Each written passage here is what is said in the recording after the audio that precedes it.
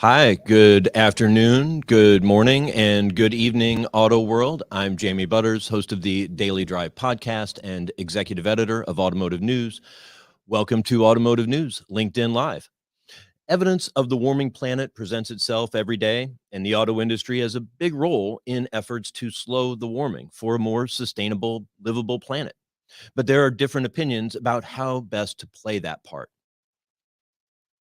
It's intuitive to many that battery electric vehicles, which have no emissions, are a perfect way to reduce harm, but not everyone can drive an EV or BEV in 2023. Not just because EVs cost about $10,000 more to make than traditional gasoline powered vehicles, but also because there just aren't enough batteries and enough refined minerals to support universal EV adoption. So Toyota has looked at the carbon problem a little differently and taken some heat for it. Members of the Sierra Club, which once adored Toyota and its Prius hybrid, now scorn the Prius and Toyota in general for continuing to produce vehicles that still burn gasoline. Gill Pratt is Toyota's chief scientist and CEO of the Toyota Research Institute. He explains that when critical minerals are scarce, automakers can reduce carbon by better deploying those minerals in hybrids in addition to EVs. He took that argument to the World Economic Forum in Davos, Switzerland. He took it to Tokyo. Now he brings it to us here. Hello, Gil. Thanks for joining me. Wonderful to be here, Jamie. Also with us today is Hans Greimel, the Asia editor for Automotive News. Hi, Hans. Hi there, Jamie. Hi, Gil. How are you? Hi, very nice to see you, Hans. Appreciate you staying up late for us, Hans. That's great.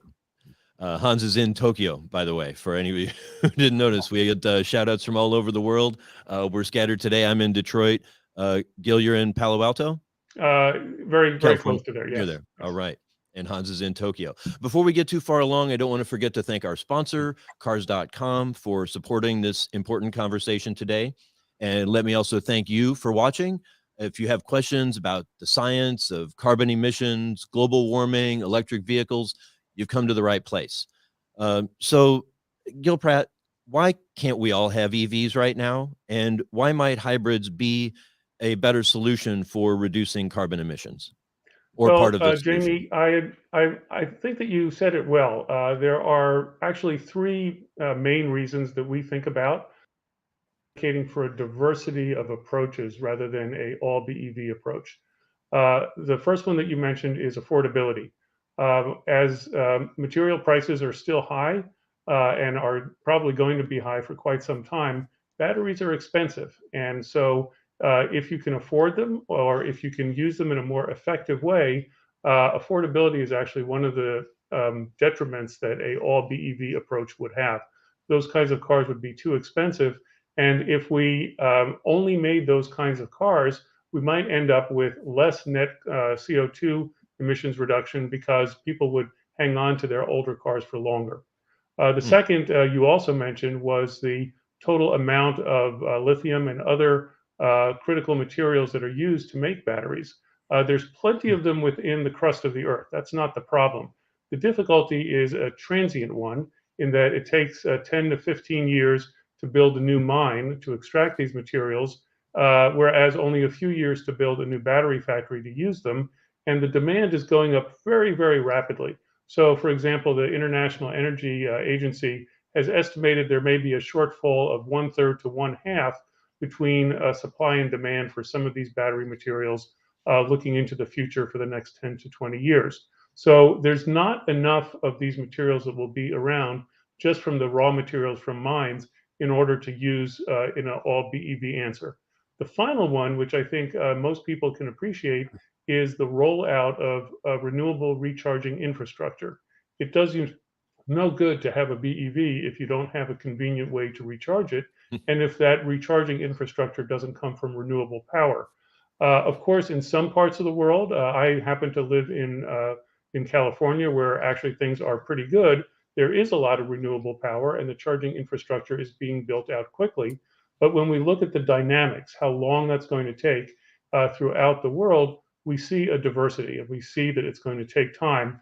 And so we don't want to have perfect be the enemy of good, and we want to reduce as much carbon as soon as possible all over the world. And that means adapting the solution to the circumstances that you find. That all sounds perfectly reasonable to me, I guess. But, how has your message been received as you've taken this around the world? So it absolutely was the case maybe a year ago or so that we were having a difficult time helping people to understand this, that actually the world isn't all the same, that one size fits all isn't going to work.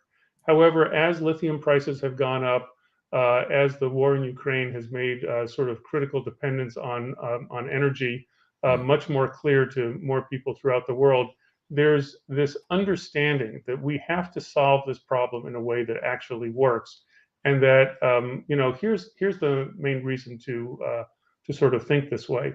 CO2 stays in the atmosphere for a really long time. It's kind of like a bathtub with a very small drain, and it means that it'll be around for 100 years. In some cases, parts of it for even 1,000 years or more.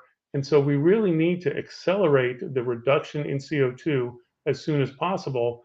And yet, there's not enough lithium right now to do it all BEV. There's not enough charging infrastructure to roll it out right now, and in a universal way. And there's mm, not enough money in our customers' pockets to buy all of these vehicles right now. And so I think that people are beginning to understand. The reception at the World Economic Forum was actually quite good. And mm. about half of the people there that were in my talk actually raised their hand and said that they thought that that was right, which was a remarkable shift given the thoughts that they had before. Well, Gil, if I can just jump in there, a lot of what you're talking about, or what Toyota talks about in general, with this multi-pronged approach to carbon neutrality, seems a little bit against the grain for the overall industry these days, where we see almost daily reports from all corners of the globe of automakers investing billions and billions and billions of dollars into new battery factories, into new EV lines, into new EV platforms, into new EV this, that, and the other thing. What's going on? It seems like most of the industry is going full hog into EVs without giving a consideration for these restrictions that you are flagging as a kind of a warning here. Is the industry over-investing in EVs? Is there a bubble building that could burst someday? So I am not sure in terms of what other companies are doing. What we are doing is we're also investing billions and billions of dollars, not only in the U.S. but throughout the whole world. Our target is 3.5 million electric vehicles, or actually battery electric vehicles, per year, only 7 years from now in 2030. So by itself, that's the equivalent of a fairly good-sized car company, and Lexus is going to lead the way on that, with 100% of the vehicles that they sell in the US being BEVs by that time, and a total of around 1 million per year for Lexus by that time. What we're trying to explain, and since we are more international, I believe, than any other OEM, is that when you look at this from a global point of view, it's not that we're anti BEV. We love BEVs and we're going to make tons of them. It's just yes and. And the and is other forms of what we call electrification. So we think about a plug-in hybrid vehicle and a hybrid vehicle as being similar to a BEV in many ways, and we've actually looked at the carbon reduction that's possible with them. But in many ways, because the amount of batteries that they need is significantly less, they're much more practical. And for HEVs, depending on what your charging infrastructure is, even more practical for reducing carbon in other parts of the world. I can tell you just some of the figures for this thing. For one BEV, one sort of standard long range BEV, an equivalent plug-in hybrid vehicle, we've actually run the numbers on this, and we can make 6 plugins for each BEV. And we can achieve around 5.5 times more carbon reduction with the 6 plugins than for the single BEV. And it gets even more the case for the hybrid vehicle, again, because the battery is so much smaller. In that case, we can make 90 hybrid vehicles for the same amount of batteries as we use in one BEV. And those 90 hybrid vehicles individually will not reduce CO2 emissions as much, but taken together, it's around 35 times more than the one BEV will do. So this doesn't mean that we just make HEVs or just make PHEVs.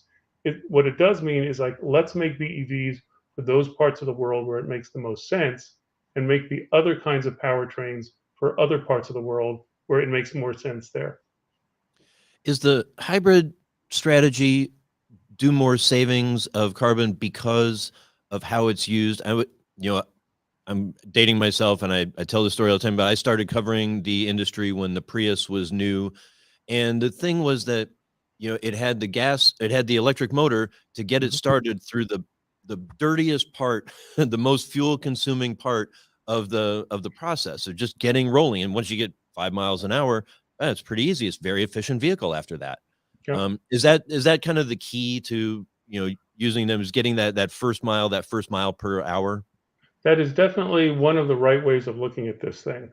What it's really doing is it's recouping the energy when you come to a stop, and then using that energy to launch the vehicle when you start back up. And that's why the city mileage, the city fuel efficiency, is comparable to what it is on the highway, whereas before, all of that kinetic energy in the car was thrown out when you put the brakes on, and then you had to put it back in, as you said, during the least efficient part of the operation. The other thing that happened is that the engines in our HEV cars and PHEV cars are really, really efficient, up to 40%, which is quite good. So even when the engine is on, the fuel efficiency is very, very good, and it's tuned to operate as much as possible within that sweet spot. So the net effect of doing that is that a HEV, it doesn't have as much CO2 reduction as a BEV does over its lifetime, but the amount of batteries that we have to invest in it is much, much less. And as a result, we can make many more of them for the same amount of lithium and other materials that are used, and we can make them more affordable than some of these other cars. Again, not a reason to only make that type of car. It's a reason to say one size doesn't fit all. In parts of the world where there's lots of renewable charging infrastructure, that's a wonderful place to invest in having lots of BEVs made, and we're going to make lots of them. I want to let Hans ask the next question, but I also want to remind the audience to go ahead and submit your own questions. Just add them in the LinkedIn chat, and we'll try to get to them. Hans, go for it. Well, thanks again, Gill. A lot of this argument is kind of premised on the idea that there's a acute lithium shortage, not only, I guess, of lithium, but of other materials that go into the batteries. How urgent is that crisis? And just to play devil's advocate here, this is based on the idea that there is a shortage, but I mean, there's new lithium deposits being discovered every day. People are investing more in unearthing them and processing them every day. And maybe there will be technological breakthroughs that allow us to do more with even less in the battery. So I'm wondering, how realistic this prediction is for a shortage. Could it Right. possibly be that? Is it going to come definitely to fruition after all? Well, Hans, one of the things that I love most about my job is that I run a research lab, and we're constantly looking for new materials to use in batteries. And it's, such an exciting thing to do. I would never be the one to say, well, we're just stuck with the way things are now forever, because of course, then why am I doing all this other work trying to figure out a better battery, right? At the same time, I have to be pragmatic. I have to be realistic about what's likely to evolve in the future.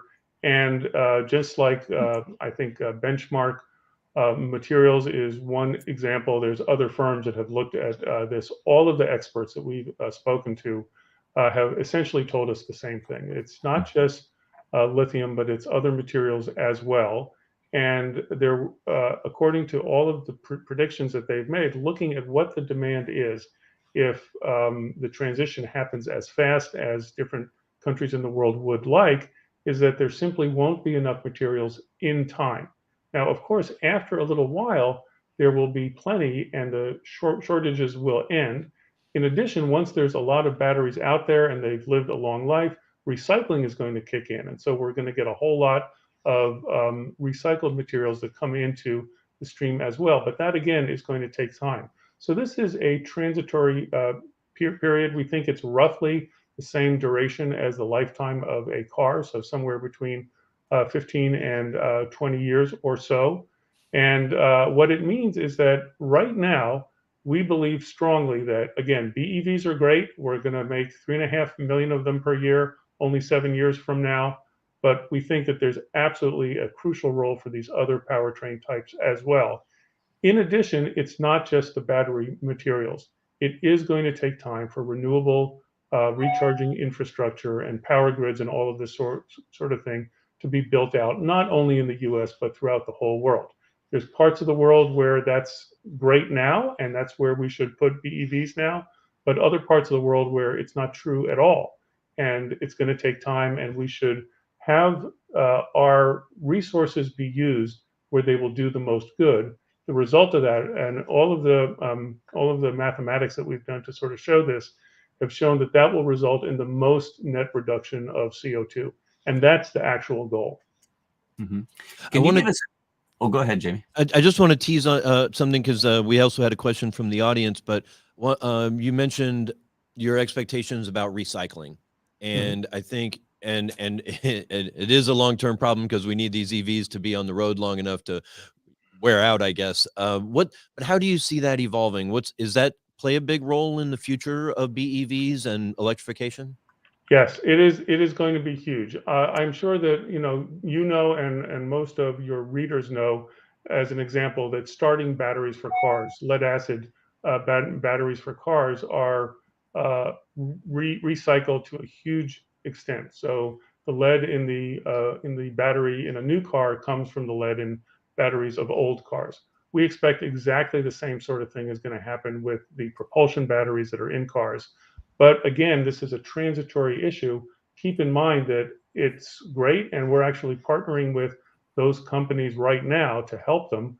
But it's going to take time for there to be enough of a stock of material for them to recycle to make that much of a difference. And for, again, the 10 to 20 year time period during that huge ramp up, there's going to be a need for a lot of materials that come out of the earth. So 50 years from now, recycling is going to be a really big business. Absolutely. Actually, less than that. Okay. So 20 years from now, etc. Okay. Hans? Just playing off that same idea about recycling and the impact of the overall, carbon footprint.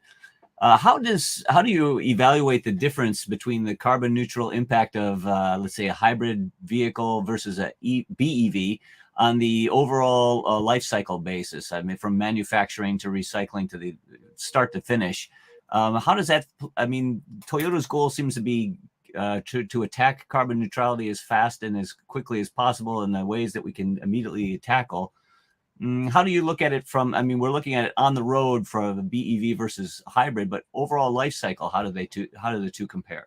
So one of the things that we need to do, and this is a really excellent question, is to think not only about the greenhouse gases that are emitted during the operation of the car, whether that's by an engine that's on board the car itself, or the power plant that's supplying the electricity to recharge the car. We also need to think about what's called manufacturing GHGs. And so we have a pretty good idea for our cars and an estimate for other cars, depending on the materials that they're made out of, what the inherent GHGs are that were emitted into the atmosphere to make the materials that are used within the car and to do the actual manufacturing process itself. So that's kind of a base amount of GHG that's put out. And then we add to that the amount of GHG that is created during the operation of the car over some life that we assume that the car will actually have. And then we average that over how many miles the car goes. And then how do the two compare if you're looking at an EV versus like a Prius or something like that? So the manufacturing GHG is substantially higher for a BEV. And the reason is that the processes to not only mine, but also refine the materials themselves to make them pure enough to use in a battery require a lot of energy. And that energy typically comes from a not so clean source. And so we have to take into account how many grams of greenhouse gases were put out for each one of the batteries that was made. When you add that all up, it actually turns into a substantial fraction, and substantially more than you have for a internal combustion engine car or an HEV or a PHEV. And the question is, where's the right balance to be struck between those two? And that in turn depends very much on where you live. So if you live in a place like Iceland, for instance, with tremendous amounts of renewable power to recharge your car, the operating GHG for a BEV is very, very low because the power that goes into charge doesn't put out very much GHG. And then depending on where the materials that went into making the batteries themselves came from and where the refining was done, that will say how much GHG goes into that base thing. But the usual thing when we look at this, and if any of your readers wish to, you can go to carghg.org, which is our open source site where we have all of the work that we have done there for anyone to look at, and it's peer reviewed and so forth. That's how we figure these things all out. I have a question from the audience I want to read to you, and you tell me your thoughts. The reader says, the carbon intensity of biofuels, specifically ethanol, has improved immensely over the last decade. Some advocates suggest that hybrids and plug-in hybrids fueled with high blends of ethanol beat BEVs in terms of life cycle carbon emissions. What role could or should renewable fuels play in improving the carbon score of hybrid EVs?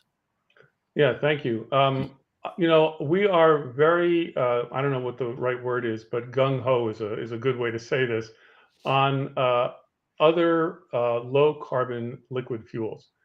Because the reality is it's going to take time for the fleet to turn over.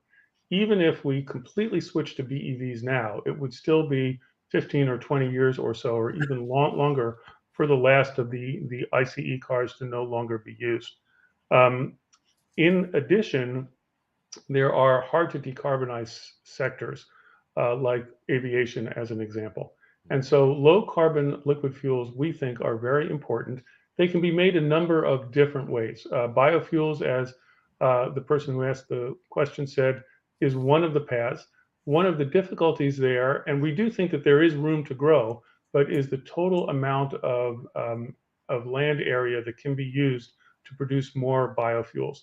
Certainly in Brazil, as an example, I actually was just there to see for myself. It's an amazing source of energy that is both price competitive and significantly lower carbon than gasoline is.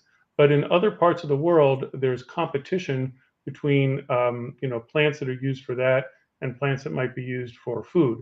And so we always have to watch out for, does this work at scale? We do think that for biofuels, there's probably a factor 2 or so to go where the total amount of biofuels may go up. But the world needs more than that. And so at scale, we also have to look at something called e-fuels. And this is a way of making a synthetic fuel from a low-cost energy source. And so we look forward to a day where renewable power is so low cost that you could even make liquid fuels, so-called e-fuels, out of it, as not a very efficient, but still a quite practical way to address hard to decarbonize sectors. Well, that brings up an interesting point, Gill, because especially from here in Japan, one of the topics that is often talked about is the idea of the social impact of a wholesale shift from kind of an internal combustion-based industry to an electrical one.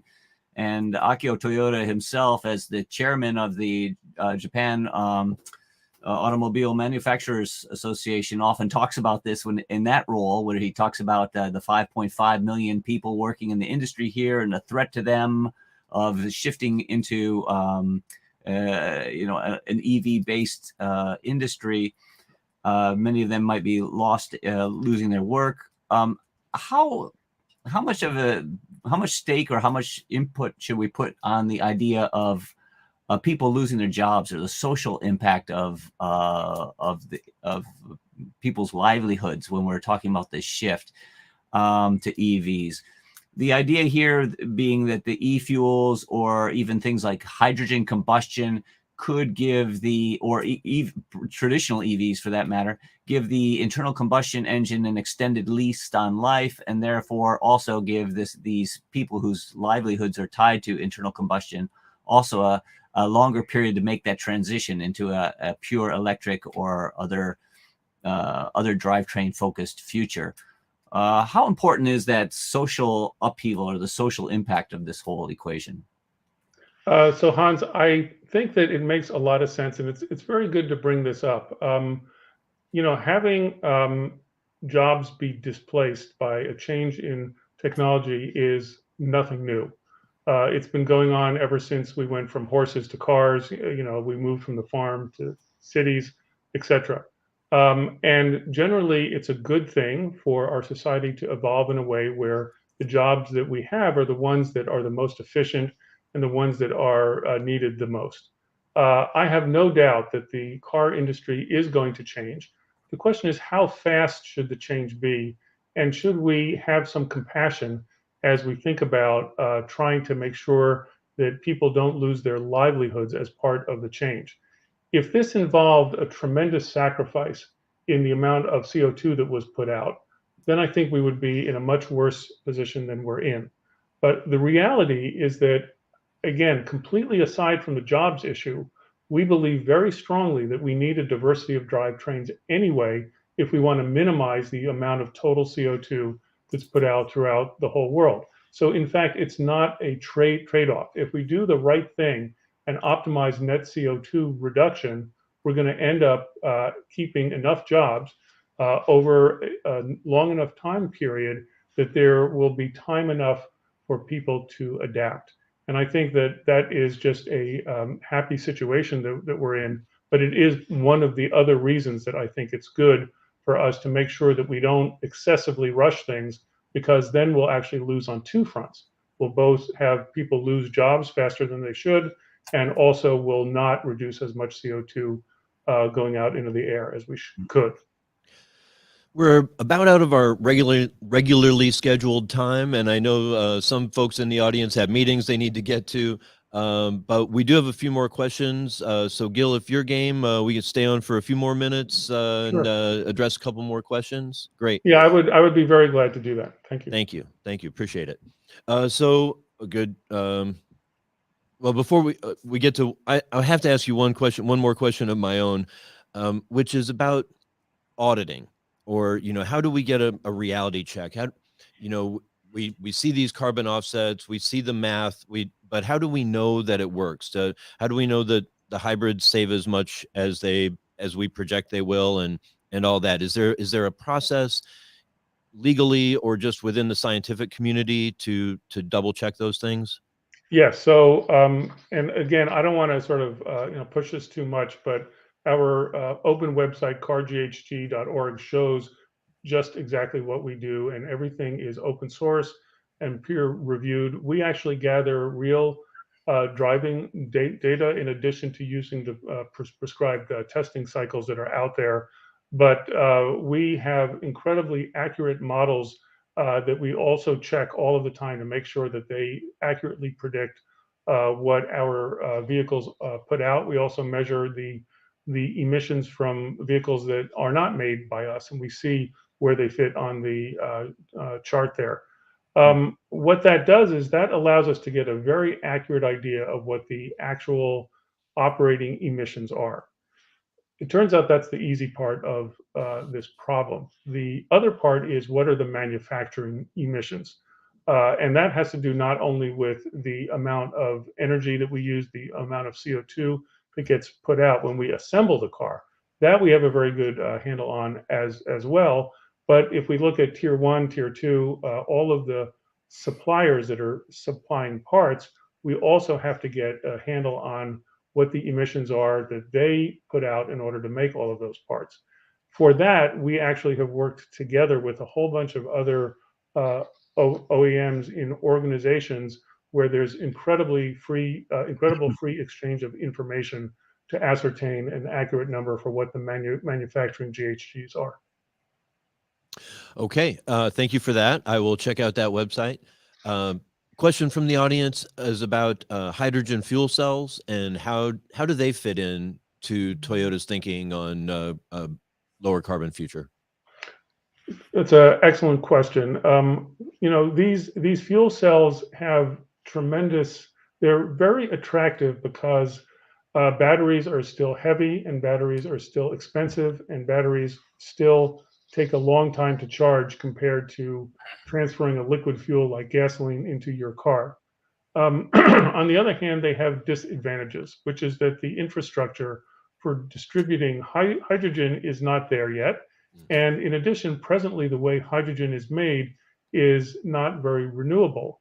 It is typically made from natural gas through a steam reformation process that puts out as much CO2 as burning the natural gas would put out in the first place. So, why do we keep working on it? The main reason is that hydrogen is produced in tremendous quantities today, mostly for the production of fertilizer and other chemicals. And because most of that hydrogen production is so-called gray, which means that it puts out CO2, like I just said, we know the industry is going to have to shift to more renewable production of hydrogen in any case. And when that occurs, we believe that there will be an opportunity for the hydrogen also to be used for other purposes, including in transportation. In the past, before lithium-ion batteries became inexpensive, we were thinking very much that this would be used in every size of car, all the way down to the smallest size of car. But because lithium-ion batteries have shown themselves to be, if the materials issue is solved, both inexpensive and pretty high performance, we think that a segment of the smaller cars is probably going to use BEVs as the preferred mode. And at a certain point, a breakover point for larger vehicles, that's where hydrogen and fuel cells will make more sense. And so, for example, we've done some demonstrations with Class 8 trucks, these large tractor trailer trucks in the port of Los Angeles. That is a beautiful use case for this sort of thing.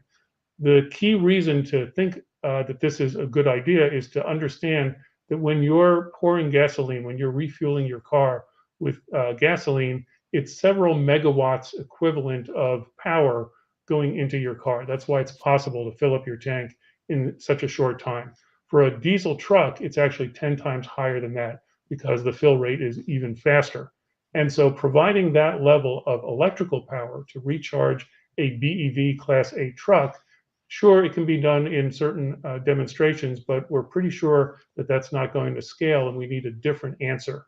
And we're certain that that hydrogen can play a role for Class 8 trucks. And then the question is, as we go down in size, where's the breakover point between BEVs and FCEVs? We don't know the answer to that now, but all of the work that we've done on fuel cells, we're sure will be used at least for some of the vehicles there. Hans, did you have one more before I go back to the audience questions? Well, I've got a couple, but if I don't want to steal time away from the audience, so maybe let's turn it over to them. And if Okay. we run out of time, I've always got a long list. Of course. Keep us busy. So, yeah.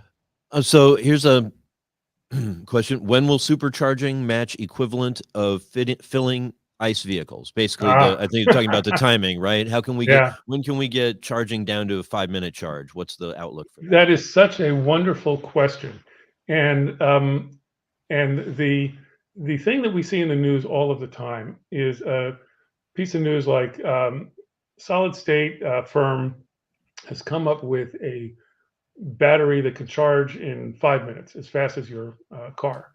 And I'm sure that it's true. And certainly we have been doing research, for example, on solid state batteries extensively and have a huge patent portfolio to show for it, and also lots of progress.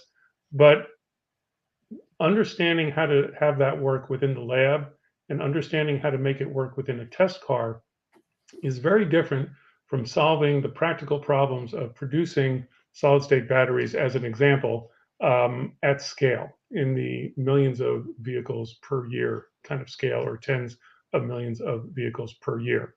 And it turns out that the battery in the car is only half of the problem. The other half of the problem, which we just spoke about with regard to fuel cells and trucks, is the recharging infrastructure. And again, when you put that gasoline hose into your car and you fill up so fast, it's the equivalent of several megawatts of power going into your car. It can work in a test setup, but what is the cost of doing it for lots and lots of cars? Now, that's sort of the practical limits of this sort of thing. And so the answer to the question that your reader asked is that it's going to be some time. And it's not only because of the car, it's because of the recharging network as well. But in addition, you need to think about the great advantage of BEVs, which is that you can charge them at home. Now, that's only true for roughly 50% of car owners within the US. Around half of the cars in the US sit in a garage at night, and the other half don't. So for those who can charge them overnight at home, it's just a tremendous advantage. And I think that we always have to think about that as we think of these things. And otherwise, I think the BEV industry has also figured out that there's a way to double use the time. If you have to take a half hour or up to an hour to charge your car, if you're going on a long, long trip and you have nothing left at all, you can have lunch during that time, things like that. So I think it's important that we not get too fixated on trying to replicate the experience of filling up the gas tank. Although for some uses, for instance, for long haul trucks, that time matters a lot, and we have to figure out some way to do it. We got another question from the audience that pairs up with something I had wanted to ask you about. I remember seeing you at the Los Angeles Auto Show a few years back, maybe 5-6 years ago, discussing TRI's approach to automated driving with overlaid systems, the Guardian and the Chauffeur. And I was curious, how that's progressing. We actually have a question that's even more specific based on Gill's August 2020 white paper on autonomous driving. This is a hardcore fan out there. Will there be a difference in the manufacturing approach to Toyota's electrification strategy, or are they both seen separately? I think that they are seen separately, except that a lot of the philosophy that guided us in our approach to autonomy is also guiding us here in electrification. The most important thing is that we think about a systems view, and we try to take a at-scale view, and we try to take a customer-focused view. What do I mean by that? The at-scale view, the way that we began looking at autonomy was to think about how many cars per year we make. At that time, it was around 10 million per year. We thought about how many are on the road, given the lifetime of a car. We thought about how many miles each one of them drives per year. And from all of that math, we then derived how reliable would they have to be in order for the number of accidents per year to be very, very low. And the answer was extraordinarily reliable. And this was one of the first talks that I gave on this, which was entitled, How Safe is Safe Enough? And this same kind of system thinking is what we're trying to do here in the world of battery electric vehicles. In autonomy back then, there was huge amounts of hype saying that it was just around the corner. Level 4 was closed. Level 5 was just, a few years out. And of course, time has shown that that's not true because of these edge cases. Because having an automated vehicle crash is such a bad thing, and it's so hard to make sure that you get each last case where that might occur. The same kind of thinking is now going into our electrification strategy as well. There's lots of hype. There's lots of folks saying, well, we should just switch to all BEVs as soon as we can. But what we've done is we've drawn a straight line between now and 2050 where we will be net zero. And we've said, what does it take to meet this line? And the answer is we have to make, as I said before, 3.5 million BEVs per year by 2030, and we need to keep making more and more and more, but that doesn't mean changing it all now. So the philosophy is the same. The details are different for each of the cases. You mentioned earlier there are plenty of the needed minerals in the Earth's crust. It's just the challenge of getting them out and getting them into a manufacturable state. We had a question from the audience. It's asking cost effectiveness, but I think it's almost sort of like it's the thinking of the carbon footprint and the cost, and as well the monetary as well as planet cost of mining, for lithium and for everything else. How do you look at that equation? What is how do you think about that? Yeah, it's a very, very tough thing. Some of the materials like cobalt, as an example, have all kinds of difficult issues with them, and we are trying to minimize the amount that we use because of issues of where they're taken out of the earth, the way that it's done, the use of kids to try to mine it, all of these really, really awful things. But we are committed to trying to harm the environment as little as possible during the transition. And what that means is, to the extent that we do need to mine, to the extent that we do need to emit CO2 in the process of refining the materials to make the batteries that we're going to use, we're committed to using the result in a way that is as effective as possible. In other words, we know that mining does harm. We know that emitting CO2 in the process of making the batteries that we're going to use does harm. We've even figured out a sort of return on investment metric that we call carbon return on lithium, CROL. And it's a question of, for each gram of lithium that we use in order to make either a PHEV or a HEV or a BEV, how many grams of CO2 do we prevent from going out into the air? Our goal in the big scale is to minimize that total amount of CO2 that goes out. And even though some harm is done, to make that count the most. Hans, one final question. Well, I just wanted to ask, so Gill, it sounds great that the Toyota's taking this holistic approach to the matter. It's kind of counterintuitive on one side, and also it's not very popular message with a lot of the public because of all the hype and excitement and enthusiasm for electric vehicles. And a lot of your global competitors are kind of doing an end run around hybrids and trying to jump straight into EVs. Here from Japan, when we hear the executives at Toyota talk, especially Akio, they often talk about that they're not communicating this stance well to the rest of the world, and that's one of the reasons it's not being accepted. How can the Toyota get more momentum behind this thinking and spread the understanding and probably the acceptance of this approach on a wider level? Well, first of all, thanks for the question, because it matters a lot. If it weren't the environment that was at stake here, the answer here wouldn't matter very much, right? Whether we are right or someone else is right and we're proved wrong or someone else is proved wrong. But the stakes here could not be higher. And, it's the future of our kids and our grandkids and great grandkids, and it just keeps going on and on and on, that is going to be severely impacted by the choices that we make now.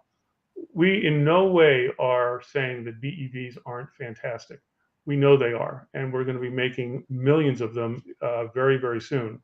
And you can see, for instance, in the new president at TMC is talking about this all of the time, and what we're going to do to make them more affordable than they were before, to make them more fun to drive than they were before. So lots and lots of things that we're doing on that front, and intense effort working on that. At the same time, because we know what the goal is, the most important thing is for people to appreciate these things. And so the work that I'm doing, and thanks to you, trying to get the message out that you have to think about it in a holistic way, in a way that takes into account the true diversity that exists around the globe, that wishful thinking isn't good enough. I think that that's beginning to take hold. So it is true that there are many public statements that we hear from other OEMs that seem to take, in my view, a too naive approach, saying that one size fits all.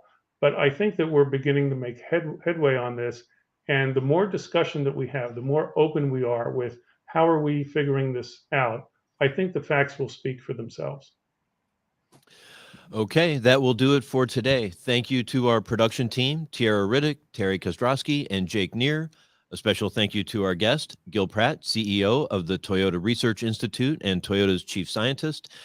For Hans Greimel and everyone here at Automotive News, I'm Jamie Butters. Thanks for watching. See you next time.